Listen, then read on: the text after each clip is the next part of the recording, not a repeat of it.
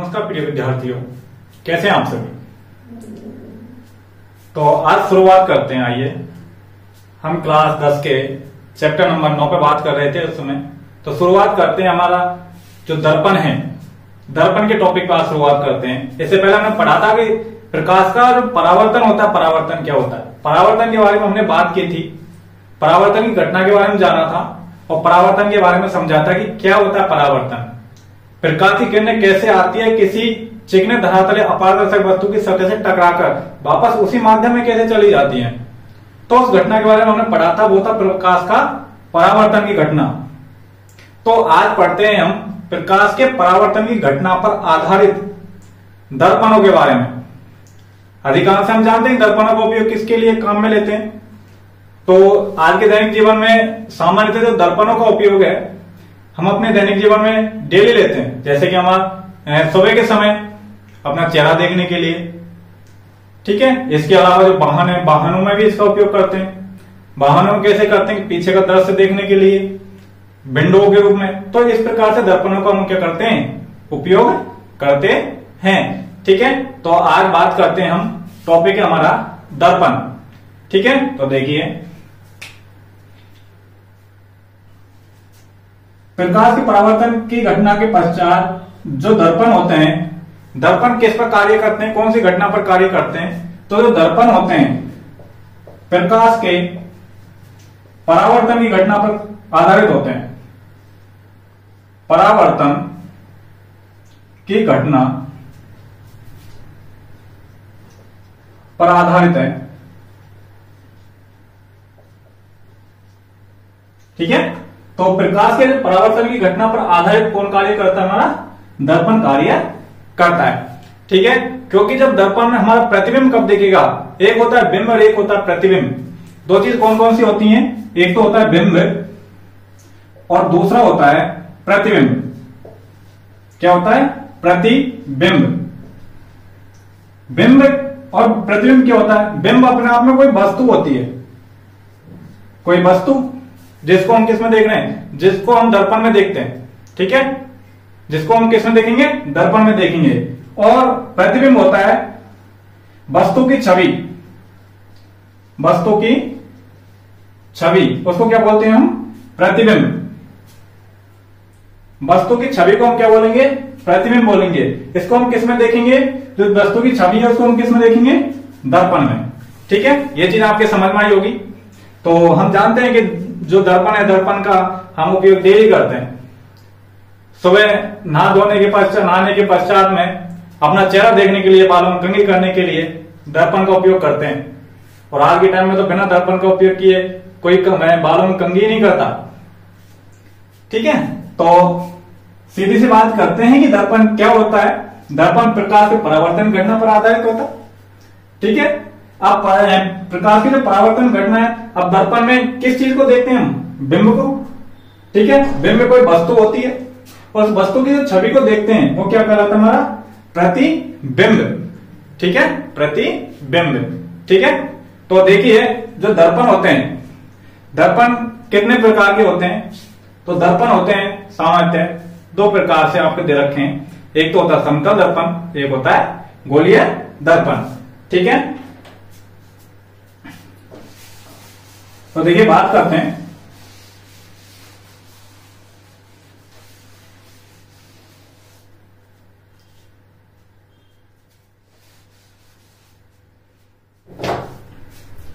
दर्पण। दर्पण के जो प्रकार हैं, दो प्रकार का होता है। पहला समतल दर्पण, कैसे होते हैं, समतल दर्पण। और अगले होते हैं आपके गोलीय दर्पण।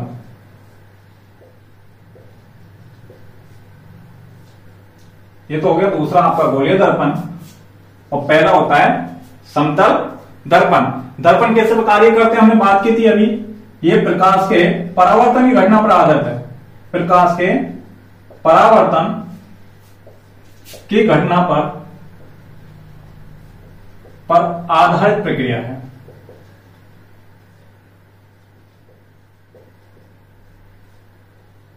प्रकाश के परावर्तन की घटना पर आधारित प्रक्रिया है। ठीक है, तो समतल दर्पण क्या होता है? दैनिक जीवन में सामान्यतः इनका उपयोग करते हैं, समतल दर्पण का उपयोग करते हैं। ठीक है, समतल दर्पण में जैसे हम प्रतिबिंब देखते हैं अपना, तो उसमें समतल दर्पण का हम क्या करते हैं? उपयोग करते हैं। समतल दर्पण की परिभाषा क्या होती है कि एक ऐसा दर्पण होता है जो वस्तु के समान साइज का प्रतिबिंब बनाता है। इससे जो बनने वाले जो प्रतिबिंब होते हैं आभासी और सीधे होते हैं हमेशा। कैसे होते हैं? आभासी और सीधे। तो समतल दर्पण, इसके बारे में जानते हैं। तो ऐसा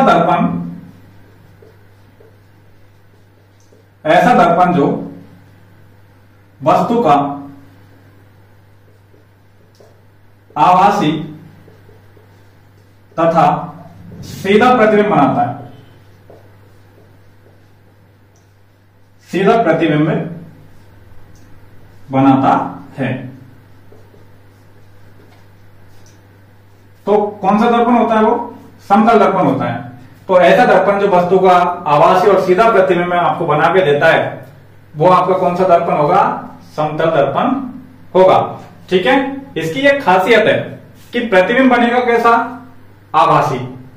कैसा होगा? आभासी और सीधा। इसके बाद में अब इसमें जो प्रतिबिंब बनते हैं वो कितनी दूरी पर बनेगा? भाई बिंब यहां पर है तो प्रतिबिंब कितनी दूरी पर बनेगा दर्पण में?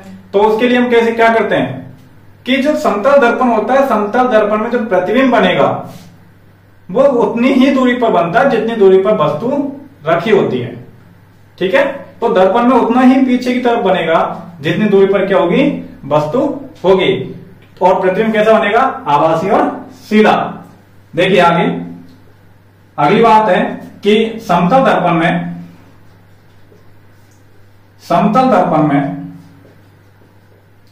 प्रतिबिंब,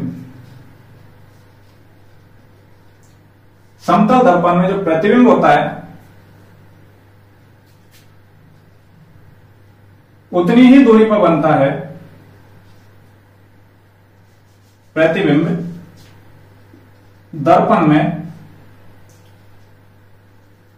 उतनी ही दूरी पर बनेगा, उतनी दूरी पर बनता है जितनी दूरी पर वस्तु दर्पण से दूर है।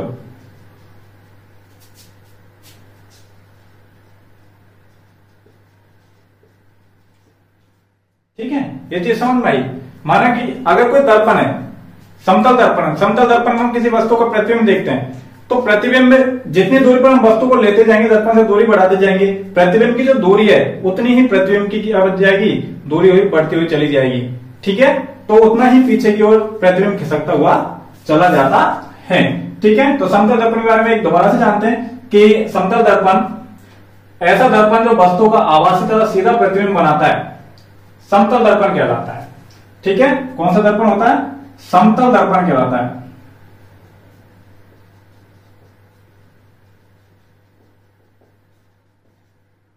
अगली चीज इसकी क्या खासियत है कि समतल दर्पण में प्रतिबिंब दर्पण से उतनी ही दूरी पर बनता है। दर्पण से लगा लीजिए यहां पर, दर्पण से उतनी ही दूरी पर बनता है जितनी दूरी पर वस्तु दर्पण से दूर होती है।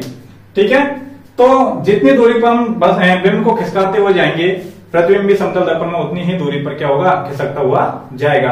अर्थात दर्पण और बिंब के बीच की दूरी जितनी होगी, प्रतिबिंब और दर्पण के जो बीच की दूरी होगी अंदर की पीछे की ओर, वो भी उतनी ही दूरी पर होगा।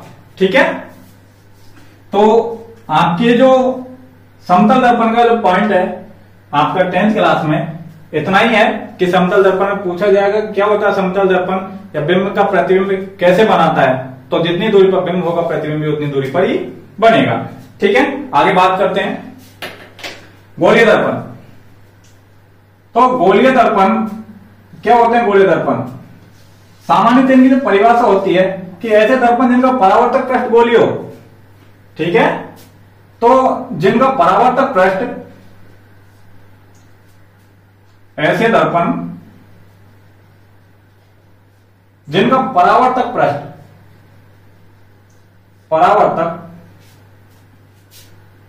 पृष्ठ गोलीय होता है,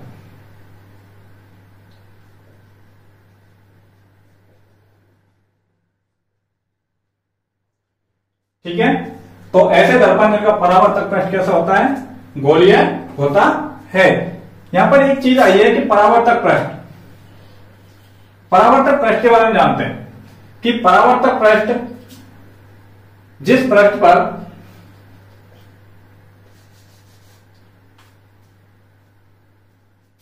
पृष्ठ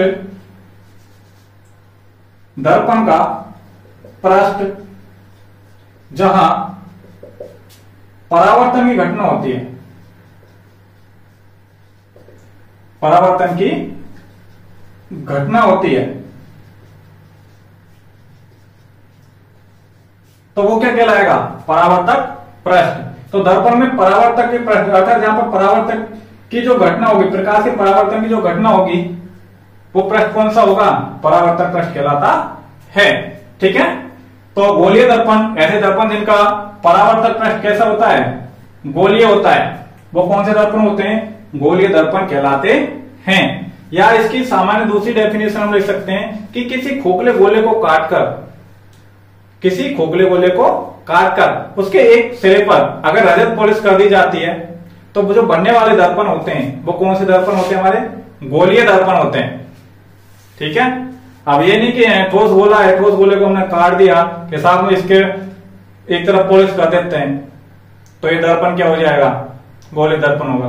खोखला गोला हो, पारदर्शी हो, अगर पारदर्शी है उसकी एक तरफ पॉलिश कर दी जाती है, तब जो दर्पण बनेगा वो कौन सा दर्पण होगा, आपका गोलीय दर्पण होता है, ठीक है। ये चीज आपके समझ में आ गई होगी। एक बार और देख लीजिए, ऐसा दर्पण जो वस्तु का कैसा प्रतिबिंब बनाए, आभासी और सीधा प्रतिबिंब बनाए, वो क्या कहलाता है, हमारा समतल दर्पण कहलाता है, ठीक है। समतल दर्पण में प्रतिबिंब कहां बनता है, तो प्रतिबिंब दर्पण से उतनी ही दूरी पर बनेगा जितनी दूरी पर वस्तु दर्पण से दूर होती है, तो समान दूरी पर क्या बनेगा, प्रतिबिंब बनेगा। लेकिन गोलीय दर्पण है, गोलीय दर्पण में अलग अलग स्थितियों पर प्रतिबिंब क्या होंगे, अलग अलग आपको बनते हुए दिखाई देंगे, ठीक है। तो आप इसको अपनी कॉपी है उसमें कॉपी भी कर सकते हैं, लिख सकते हैं, ठीक है। तो आप लिख लीजिए या स्क्रीनशॉट ले सकते हैं, ठीक है। आगे बढ़ते हैं, देखिए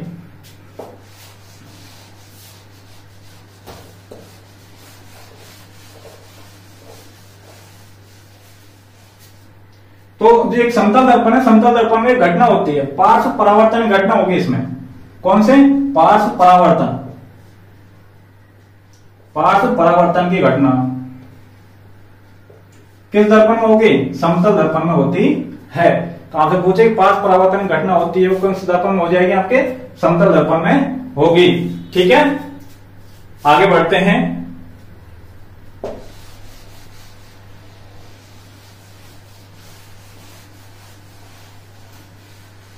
तो गोलीय दर्पण पर हम बात कर रहे थे, देखिए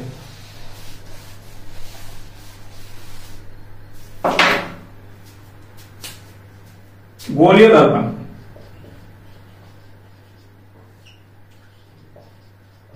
गोलीय दर्पण, तो इस गोलीय दर्पण में मैं थोड़ा हाईलाइट कर देता हूं, इसकी वजह से आपको स्पष्ट दिख जाएगा।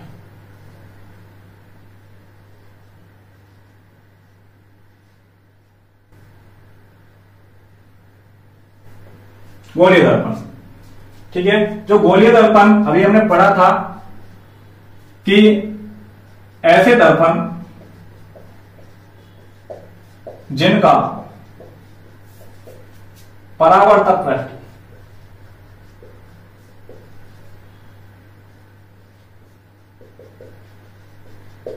पृष्ठ गोलीय होता है, ओके। या किसी खोखले गोले को काट करके उसके एक तरफ पॉलिश कर दी जाती है तो वो कौन सा होगा, आपका गोलीय दर्पण कहलाएगा। वो दूसरी डेफिनेशन में आपको लिखा देता हूं यहां पर, या और लिख सकते हो आप, ठीक है। तो किसी खोखले गोले को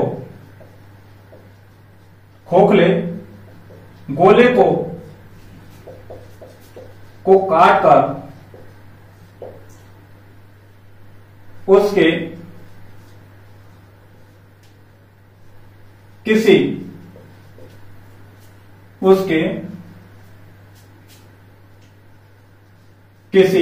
एक पृष्ठ,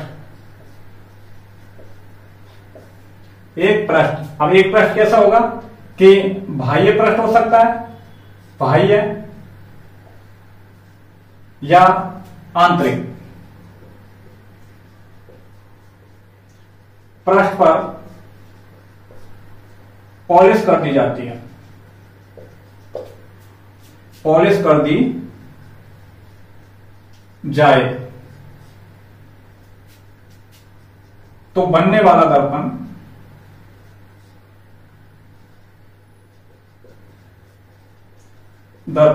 गोले दर्पण होंगे।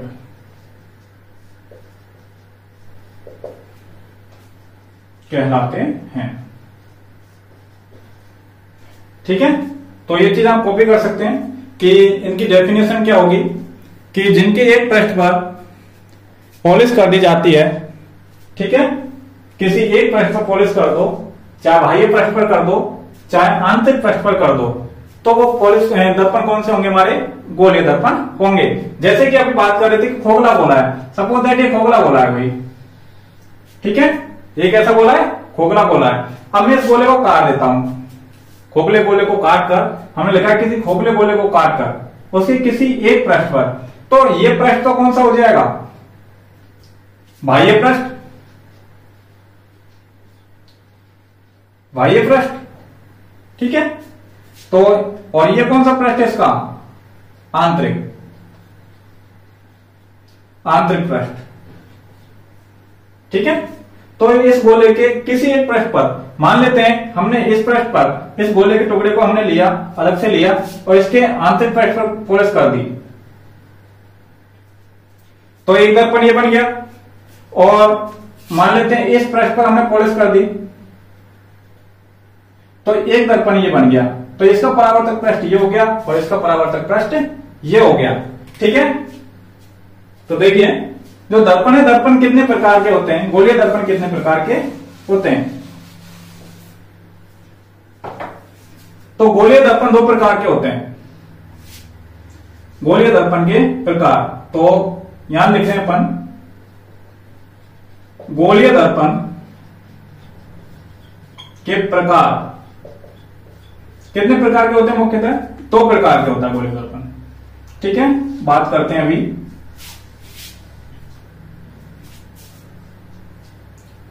गोलीय दर्पण दो प्रकार के होते हैं, एक तो होता है अवतल दर्पण,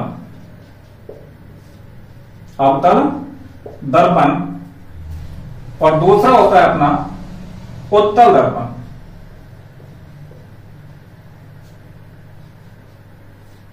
उत्तल दर्पण,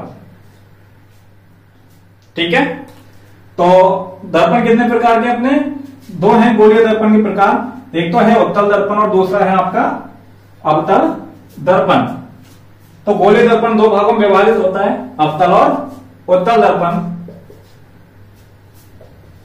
अब देखो, माना कि कोई गोला है, ये गोला है हमारा, स्फीयर है, खोखला गोला है, ठीक है।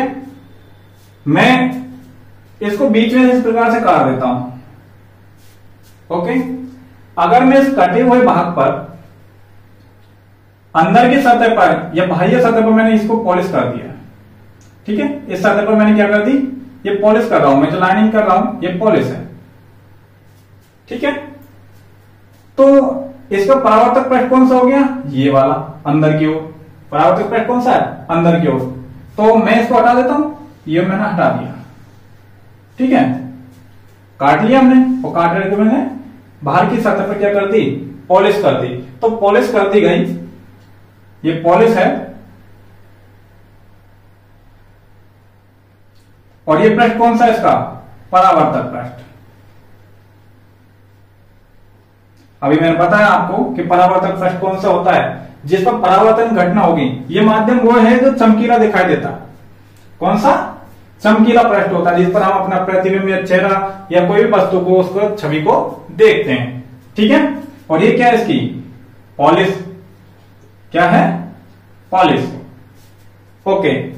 अब यदि मैं इस दर्पण के अंदर की ओर पॉलिश कर देता हूं, इस सतह के, सतह वही है, तो अगर मैं अंदर की ओर पॉलिश कर देता हूं, ये मैंने पॉलिश कर दी। ओके। तो ये पॉलिश की है, तो पॉलिश करने के पश्चात परावर्तक पृष्ठ कौन सा होगा? ये है पॉलिश। क्या है? पॉलिश। और परावर्तक पृष्ठ कौन सा हो गया इसका? ये परावर्तक पृष्ठ हो गया जहां पर परावर्तन घटना होगी। ठीक है। जिस प्रकार से ये परावर्तक पृष्ठ था, परावर्तक पृष्ठ,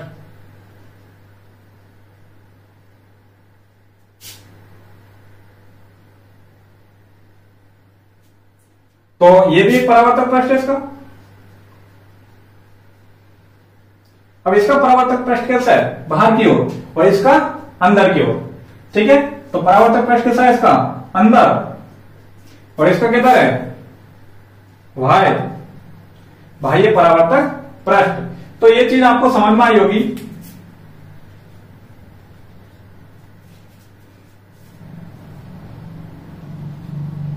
कि जो दर्पण है, दर्पणों में किस प्रकार कौन सा परावर्तक पृष्ठ पॉलिश करेंगे तो कौन सा बनेगा, और किस पर बाहर की सतह पर करेंगे तो कौन सा बनेगा? अवतल दर्पण। कौन सा बनेगा? अवतल दर्पण। तो ये कौन सा दर्पण है हमारा? अवतल दर्पण। कौन सा दर्पण? अवतल दर्पण।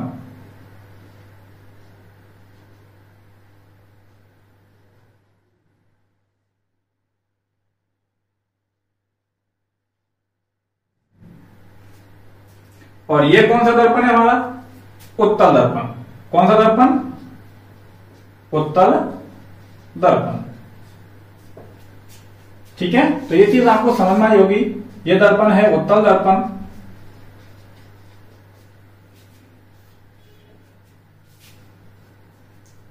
तो डिस्कस करते हैं इनके बारे में कि किसी खोखले गोले को काटा, खोखले गोले को काट कर उसके अगर आंतरिक सतह पर पॉलिश कर दी, आंतरिक सतह पर पॉलिश कर दी, तो बनने वाला जो दर्पण होगा वो तो होगा उत्तल दर्पण।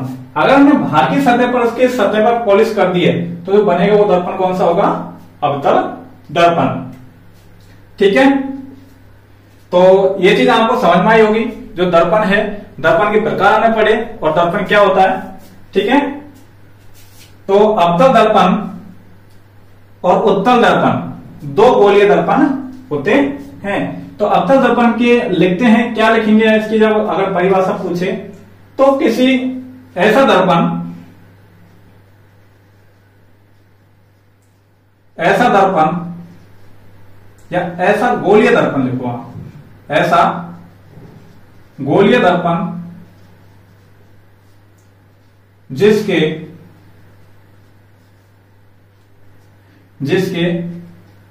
बाह्य पृष्ठ पर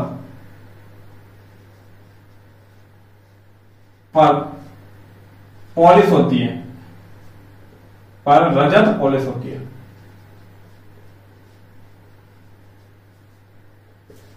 की गई हो।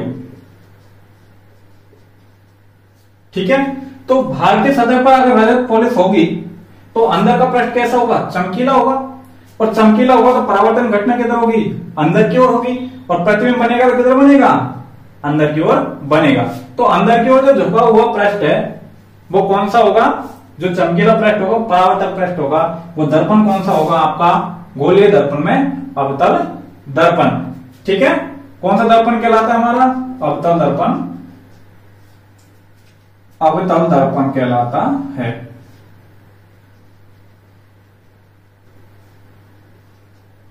ये चीज आप समझ गए होंगे कि कौन सा दर्पण होगा, कि ऐसा गोलीय दर्पण जिसके बाह्य पृष्ठ पर रजत पॉलिश कर दी जाती है।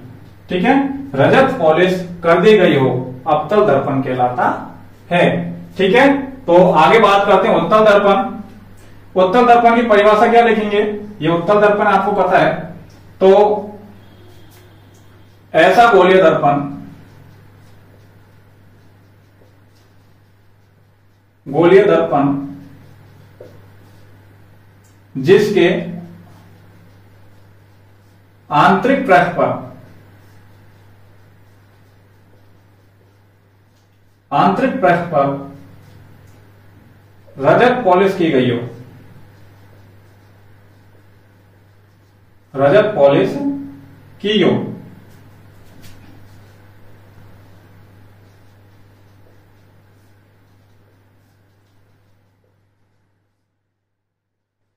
की गई हो, कौन सा दर्पण होगा, उत्तल दर्पण कहलाता है।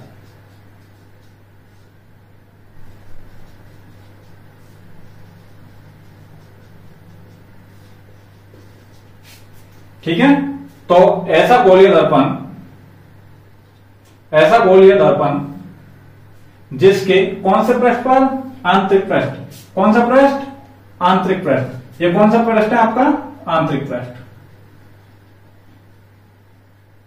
ठीक है, तो आंतरिक पृष्ठ पर पॉलिश है, तो आंतरिक पृष्ठ पर पॉलिश की गई है, रजत पॉलिश की गई है, तो वो दर्पण कौन सा होगा, उत्तल दर्पण कहलाता है। कौन सा दर्पण होगा, उत्तल दर्पण कहलाएगा। ठीक है, ये चीज आपको समझ में आनी चाहिए कि कौन सा दर्पण उत्तल है, कौन सा अवतल। हम एक चम्मच को देख सकते हैं। ठीक है, एक चम्मच है, एक एग्जाम्पल के लिए बात करते हैं, उदाहरण के तौर पर एक स्पून होता है, स्पून या चम्मच कैसी होती है, चम्मच की शेप, चम्मच की शेप ऐसी होती है।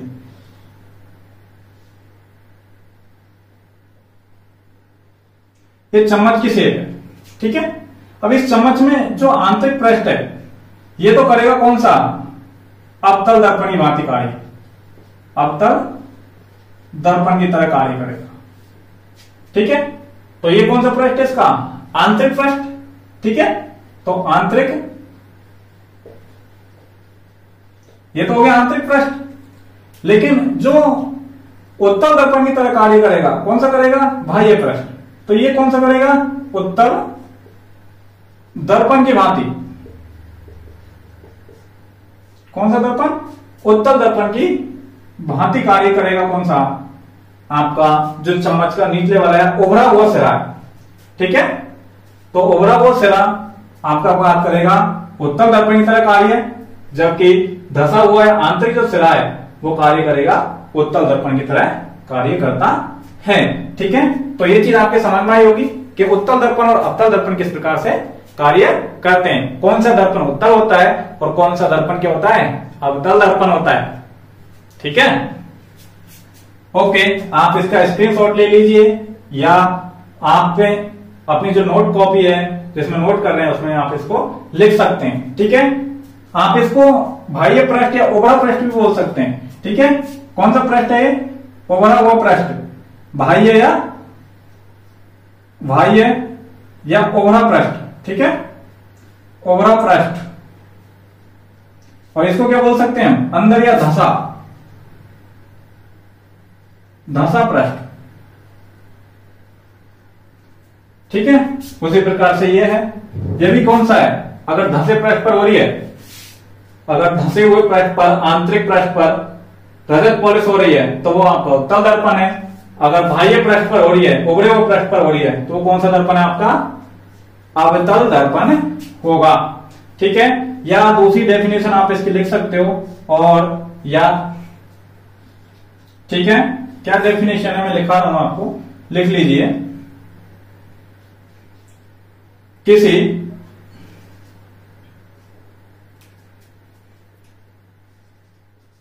किसी खोखले गोले का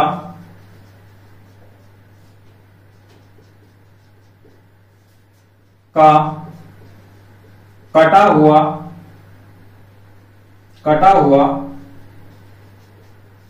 वह भाग जिसके बाह्य, कौन सा, बाहर का या बाह्य, जिसको हम बोल सकते हैं बाह्य या ओभरा पृष्ठ, ओभरे पृष्ठ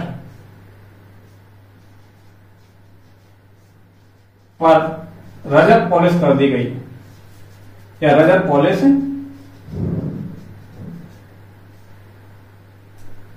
कर दी जाती है। वो कौन सा दर्पण होगा आपका, अवतल दर्पण होगा। ठीक है, आप चाहे तो इस डेफिनेशन को लिख दें, चाहे इसको लिख दें, बात वो की वही आपकी एक ही है। ठीक है, जो आपको डेफिनेशन अच्छी लगे वो आप इसमें लिख सकते हैं। सबसे बड़ी चीज है कि आप समझने पर ध्यान दीजिए। कोई चीज है उसको समझोगे तो आप उसकी खुद परिभाषा बना सकते हैं। ठीक है, तो सबसे बड़ी चीज है उस चीज को समझना कि हम जो पढ़ रहे हैं, क्या पढ़ रहे हैं, कैसे पढ़ रहे हैं और इसको किस प्रकार से हम समझ सकते हैं। अपने दिमाग के अनुसार खुद की सोच विकसित कीजिए। सबसे बड़ी चीज होती है खुद की सोच विकसित करना। अगर आपकी सोच विकसित हो गई, आप उस चीज को अपने दिमाग से सोचने लग गए कि हमको इस चीज को लिखना कैसे है, इसको याद कैसे करना है, कैसे पढ़ना है, तो आप उसकी परिभाषा स्वयं बना लोगे। ठीक है, तो आगे देखिए, उत्तल दर्पण के बारे में क्या लिखेंगे कि किसी खोखले गोले या किसी खोखले गोले का कटा हुआ वह भाग जिसके आंतरिक पृष्ठ पर क्या कर दी जाती है, पॉलिश कर दी जाती है। ठीक है, तो इसके लिए भी हम डेफिनेशन लिख सकते हो आप। और ठीक है, तो किसी खोखले गोले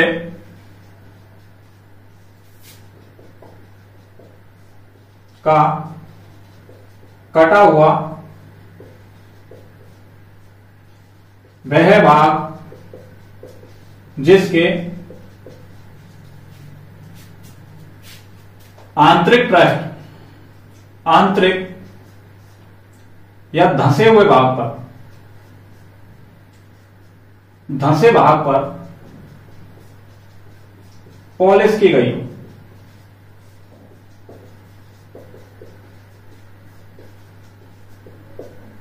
ठीक है, तो धंसे हुए भाग पर क्या की गई हो, पॉलिश की गई हो, तो वो कौन सा दर्पण होगा आपका, उत्तल दर्पण होगा।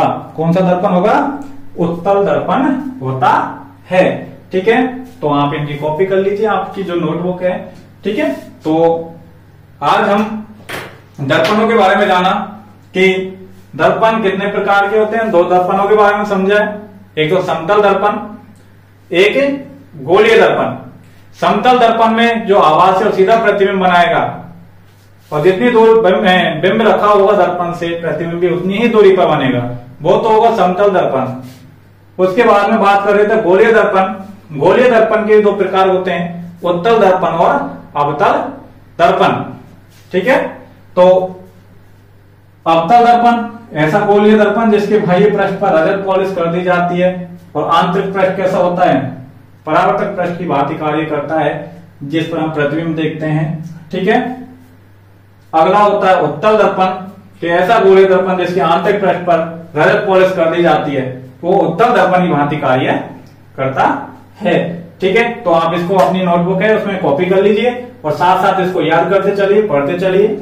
ठीक है, तो नेक्स्ट क्लास में मिलेंगे हम दर्पण है, दर्पण की कुछ विशेषताओं के बारे में बात करेंगे, कुछ महत्वपूर्ण परिभाषाएं उनके बारे में हम आगे बात करेंगे। ओके, तब तक के लिए आप पढ़ते रहिए और अपने जो दोस्त हैं या आपके जो जानकार हैं उनको बताइए कि आपकी जो क्लासें चालू हो चुकी हैं। नए सत्र के अनुसार आपका जो सिलेबस परिवर्तन हुआ है उसके अनुसार आपकी क्लासें चल रही हैं, तो साथ साथ आप उनके भी बता सकते हैं कि आप क्लास लें और साथ साथ आगे पढ़ते हुए चलें। तो आप अपने जो चैनल है देवल एजुकेशन, इसको लाइक करें, शेयर करें, सब्सक्राइब करें।